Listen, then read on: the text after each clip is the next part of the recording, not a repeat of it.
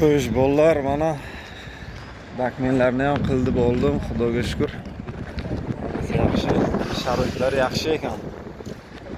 Rahmat. Ruschasiga deydi-ku. Спасибо этому дому за соль, за хлеб. Теперь пойдем другому. Shunday deydimi? Shu yerda mana taxminlarni qilib, hammasini sim kartalarini обязательно olish kerak. Sababi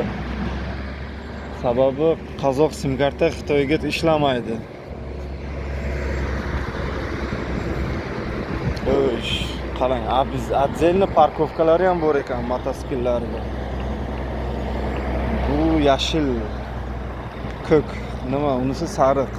Ha, unisi velosiped uchun deganmi? Bunisiga ham velosiped rasmi turibdi. Короче, sekin mana chiqib ketyaptilar. Akalarimiz bo'rilar deydi. Bizlarga bo'rilar deydi. Bo'rilar sekin bitta chiqib ketyapti. Hamma uyqudan turgan, shamol, toza havo, barg qimirlayapti. О, ни хао. Ты чуха? Он не слышал, меня eshitmadi. Sekin xitoychani ham o'rganib olamiz. Xo'sh, olma terib nima qilishim kerak? Bitta paket oluvdim kecha. Mana shu olmalardan olaman hozir. Bismillahirrohmanirrohim. Juda zo'rda, lekin olmachalari. Voy. Kecha kechqurun borayotganimga bir paket emas, yarim paket olib ketgan edim. Yana terib boraman, xolodilnikka qo'yaman. Qaytishga bolalarga kirib, как раз Afg'onistonga ketayotganda Samarqanddan o'tib ketamiz-ku, uyga kirib bolalarga berib ketaman. Otamga, как раз ota-onamga, shu yerga ukalarim Xitoy olmalarini, mevasini ko'rsin, ta'mlarini. Chunki o'zimizda yo'q-da, gapni to'g'risi bo'lganda olmasidan. Men olmani juda ham yaxshi ko'raman. Misol, mashinada biron nima qolmagan taqdirda ham olma yesangiz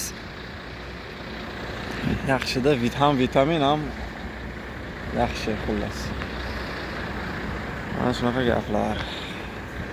Mayli bolalar, yana biron ma'lumot esimga tushsa-ga men aytib qo'yaman. Yangi shoferlar uchun-da, kelayotganlar uchun. Men o'ylayman kerak bo'ladi deb. Chunki men o'zim ham 2 yil shu sohaga kirish uchun 2 yil, salkam 2 yil men yomon nima qilgan edim. Allohga shukr, mana niyatimga yetdim. Oldin men unaqa standart primoy haydar edim. O'zbekiston ichiga Xorazm, ana Turkman pritsep Toshkentga olib kirib, Samarqand, O'zbekiston ichiga yurardim. Endi o'zim mana xudoga shukr Qirg'iziston, Qozog'iston firmalariga kirib, mana shu tandemga o'tib oldim, parovoz. Bu undan qiyinroq, lekin men yaxshi ko'raman. Qancha qiyinroq ish bo'lsa, qancha yana qiyinroq vazifalar bo'lsa, men yaxshi ko'raman. Bu plashatka, bu уже серьезный. Buni yuk agar ortsa agar rementlarni normalniy yaxshilab tortish kerak, shunda tushib ketmasligi uchun. Bu ham javobgarligi katta.